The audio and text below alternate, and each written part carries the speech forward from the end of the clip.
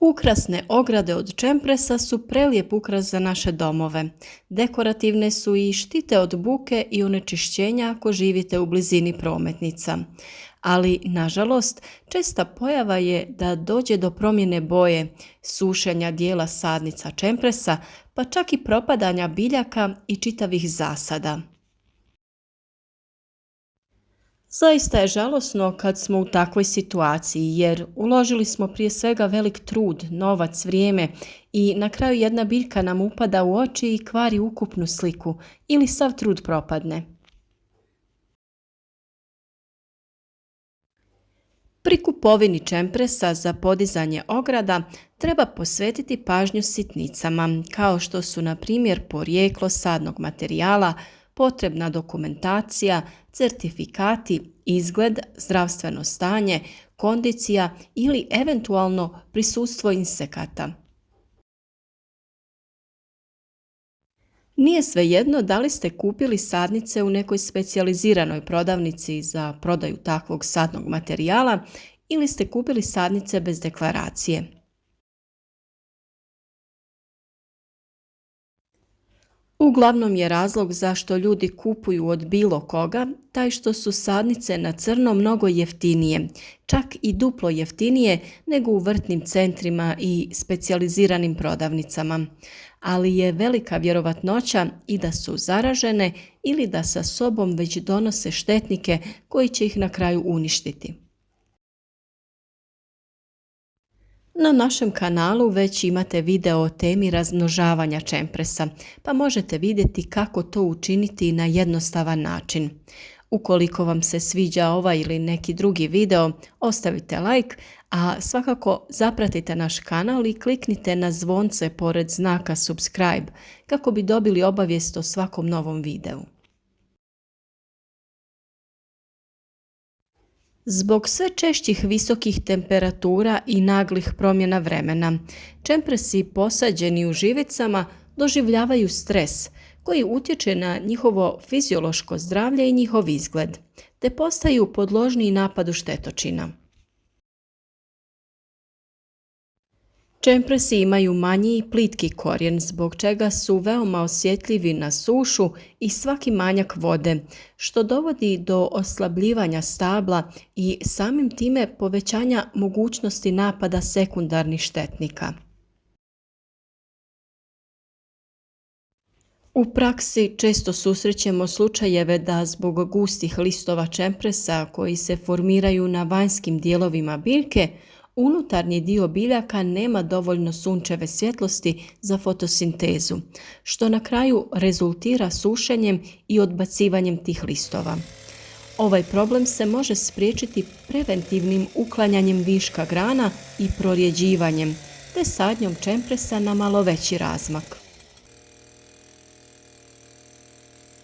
Vlasnicima ograda od čempresa često se preporučuje da makar jednom sedmično vrše kupanje kompletnih biljaka vodom, jer na taj način može se ukloniti velika količina insekata koji napadaju ograde, a voda im ili smeta ili ih jednostavno sapere.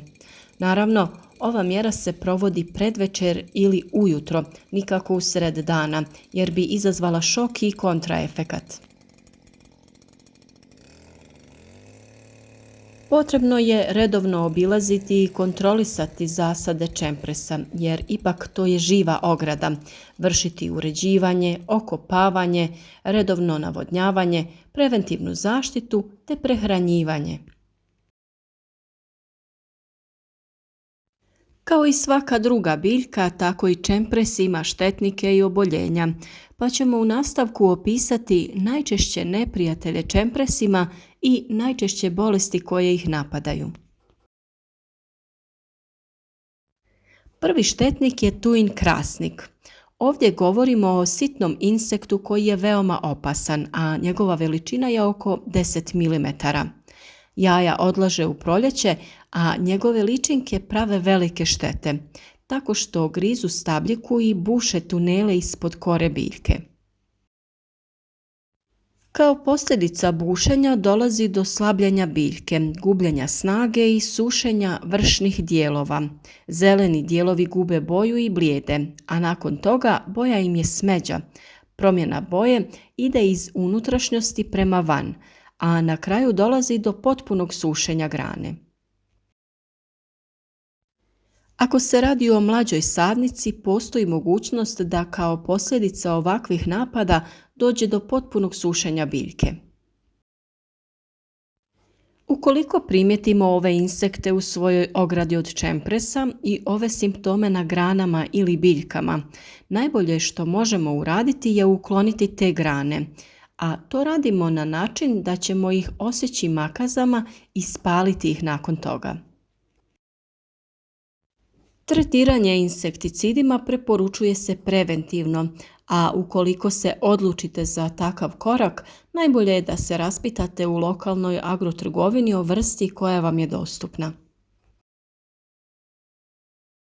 Sljedeći štetnici koji napadaju čemprese su moljci mineri, još jedan veoma opasan insekt, a radi se o noćnom leptiru veličine oko 5 mm, koji pravi štete tako što smanjuje kvalitetu biljke i narušava sam izgled. Njihove gusjenice nanose štetu tako što nastanjuju izbojke i aktivne su uglavnom u zimskom periodu kada je temperatura iznad nule. Gusjenica je žućkaste boje koja pri izlasku iz napadnute grančice pravi izlazni otvor, to jest rupicu, i dolazi do sušenja cijele grane od vrha prema stablu. Ako primijetite ove insekte i navedene simptome, kao i u prethodnom slučaju, potrebno je osjeći granu nešto niže od mjesta bušenja kore i nakon iznošenja sa parcele grane zapaliti. Moguće je također raditi i preventivno tretiranje insekticidima u vrijeme rojenja. Sljedeći štetnici su potkornjaci. Ovi insekti može se reći da spadaju u najopasnije štetnike, jer većinom napadaju biljke pod stresom koje su slabije kondicije. Odrasla jedinka buši stablo i tako se hrani, ali najveći problem nastaje kada se nasele pod korom i zametnu leglo. Na mjestima ulaska u stablo možemo pronaći smolu i piljevinu, te dolazi do sušenja grana i cijele biljke. I u slučaju pojave ovih simptoma obavezno osjeći napadnute grane i zapaliti ih izvan parcele kako bi iznijeli štetnike koji bi se inače zadržali do jeseni u biljkama.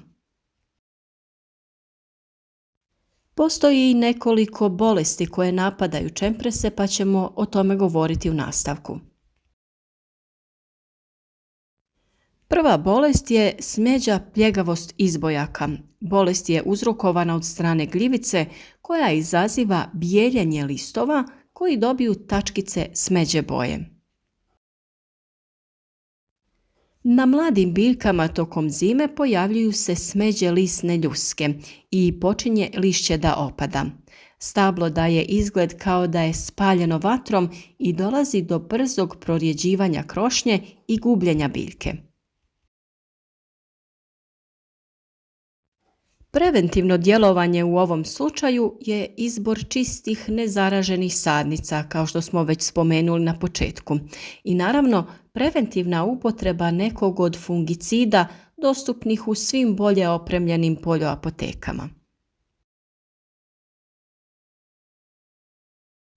Sljedeća bolest je odumiranje izbojaka i u ovom slučaju opet je uzročnik gljivica. Naime, ovoj gljivici pogoduje ako su biljke gusto posađene jedna uz drugu, što je kod nas najčešći slučaj, i također pogoduje im ako su vlažni uslovi. Na zaraženoj biljci moguće je uočiti plodišta, ali je potrebno koristiti povećalo. U slučaju ovog oboljenja većinom se dešava da odumiru vršne grane, ne cijele biljke. Preventivno radi zaštite možemo vršiti prorjeđivanje krošnje i odstranjivanje svih sumnjivih i osušenih dijelova biljke te obavljati redovnu prihranu i higijenu. Potrebno je napomenuti da pri svakom uklanjanju biljaka ili grana zaraženih, oštećenih, polomljenih ili osušenih, u najmanju ruku sumnjivih, potrebno je vršiti obavezno spaljivanje što dalje od ostalih biljaka. Ne bi bilo loše mjesto reza na deblu zaštititi nekom smolom ili kupiti originalnu smolu ili vosak za kalemljenje. Nadamo se da će vam ovaj video i ovi savjeti koliko toliko olakšati održavanje vaših živica, da budu ljepše, zdravije i veselije. A za još drugih savjeta o uzgoju raznog voća i povrća te ukrasnog bilja, navratite na naš kanal.